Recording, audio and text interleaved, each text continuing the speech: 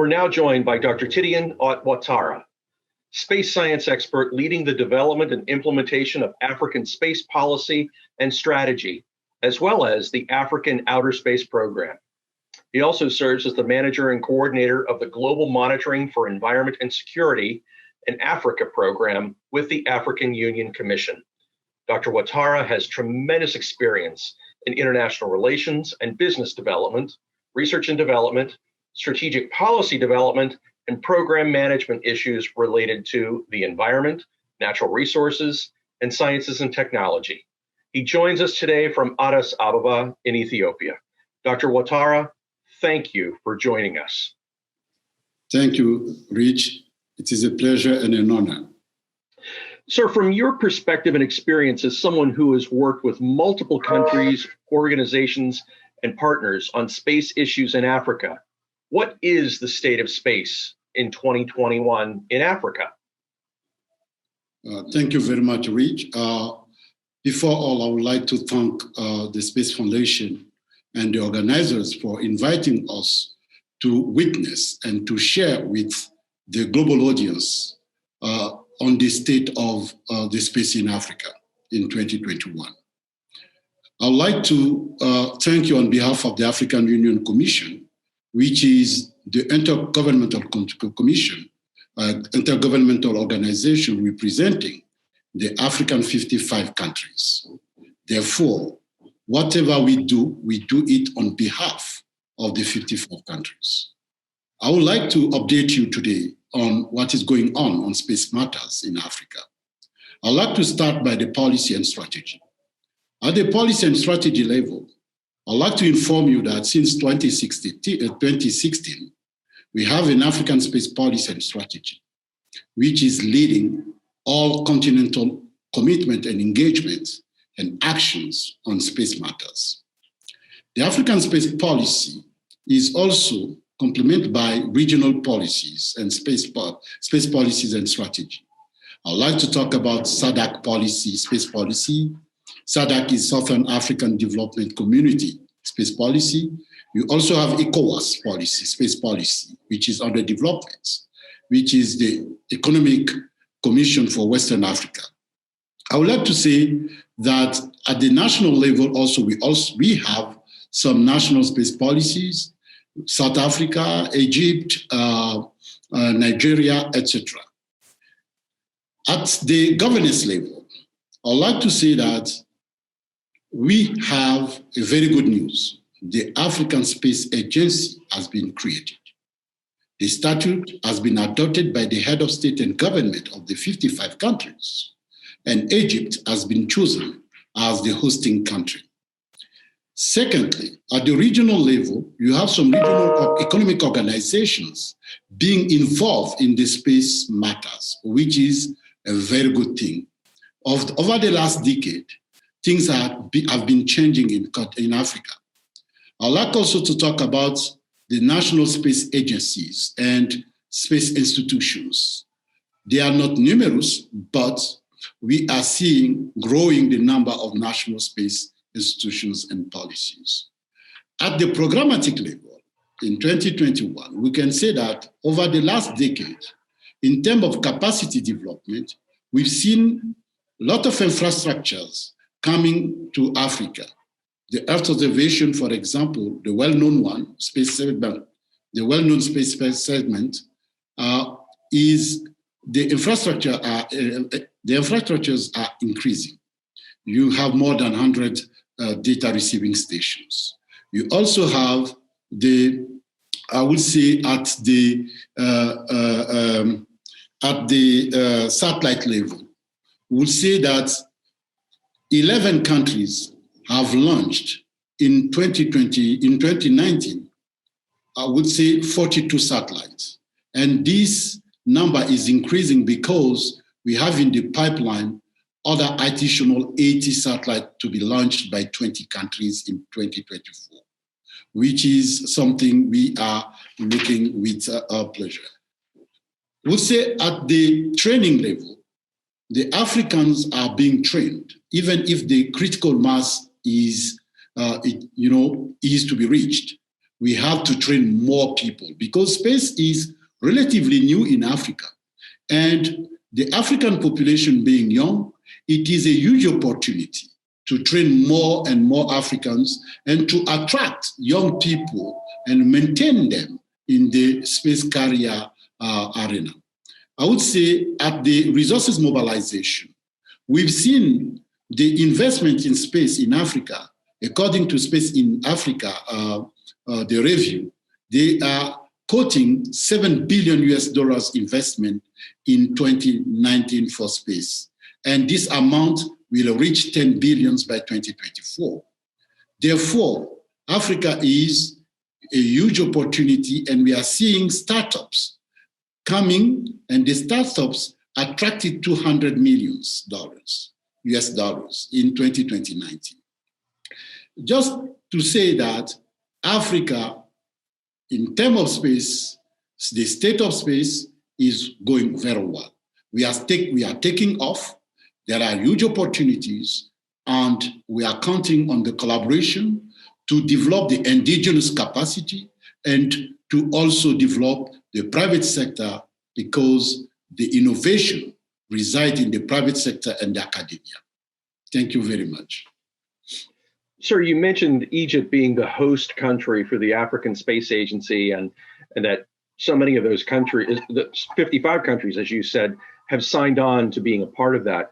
I'm curious as to who are the specific countries and companies that you see leading the way in Africa that deserve more of the world's attention, and what are their drivers for that growth and development?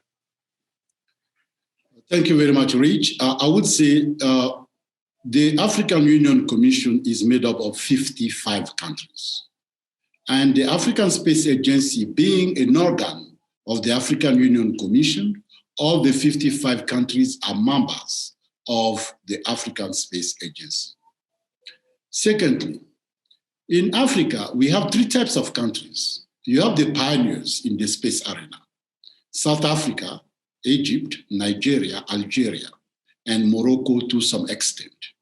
And we have what we call the newcomers. The newcomers, you have, for example, Ethiopia, Gabon with their space agency, Ghana, Kenya, etc. But the big chunk of the countries are in the third category. They are the users of space. They do not have national space policies or national space agencies or institutions, but all African countries are using hugely the space products and services.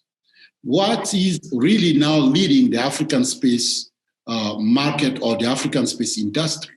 It is, first of all, the African socio-economic development. It is clear that the African decision makers with the African space policy and strategy indicated clearly that space is in the heart of the African development through the Agenda 2063.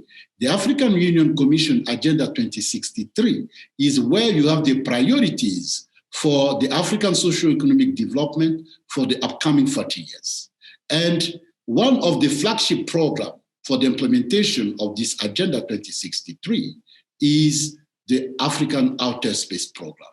Therefore, space guiding, supporting the socio-economic development is leading us here. In terms of companies, as I said previously, we are taking off. The private sector, African indigenous private sectors, they are very weak and they are a few. Who are guiding currently? They are, I would say, foreign private companies. They may have some branches in Africa, but we need to develop the African capacity at that level. Again, the universities are really being very well involved. You can see that we have, I would say, regional institutions for training, research, and development, as well as national institutions. Altogether, I would say the space industry in Africa is not really led by a specific country or a specific company. So what should the world know about Africa's future in space? Fantastic question. The Africa future of space is something that will happen without any doubt. Why? Because Africa doesn't want to repeat the same journey as other countries. We want to jump. We are giving always the example of the mobiles, the cell phones. You know, the ground infrastructures in Africa are less than the mobiles. The mobiles entered in any single small villages in Africa. In what we didn't follow the ground infrastructure as other countries. We just took from where they are, meaning using the mobile phone.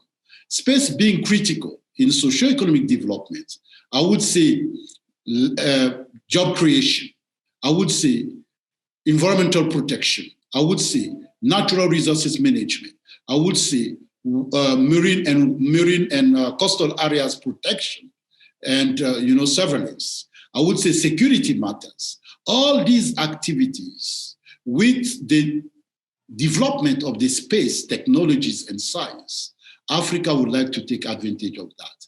Then the future of Africa, as we used to say, reside in space.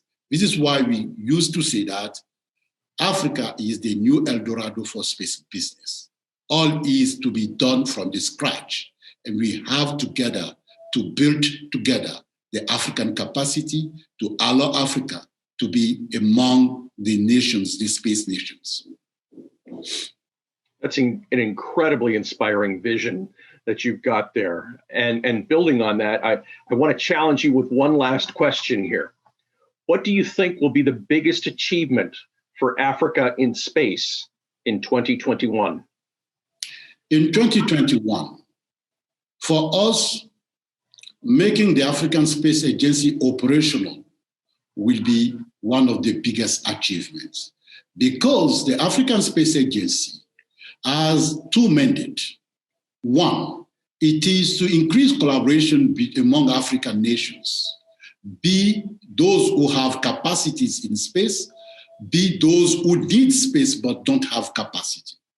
Therefore, since the mandate of the African Union Commission is to work as a secretariat of the African Union for an integrated, prosperous, and peaceful Africa, African Space Agency will make sure that, as described in the African Space Policy, space is peacefully used for African socio-economic development. Therefore, the main governance for the African Outer Space Program implementation, being the African Space Agency, we believe that the biggest achievement will be in 2021 to see the African Space Agency becoming operational. That is something we at Space Foundation are very excited to see and see how that story unfolds, because I think it is one of incredible ambition, but it's even bigger than that. It's a bigger inspiration as to how countries can work together for the greater good back here on Earth. Dr. Outtara, thank you for joining us today, and we look forward to seeing the growth and opportunity you described for us this year and in the days ahead. Thank you. Thank you very much, Rich. Thanks to the Space Foundation. And we are expecting more collaboration, and we are counting on all to make the space a reality in Africa. Thank you very much. And we look forward to doing that with you as well. Thank you, sir, for joining us. Thanks. Have a good day.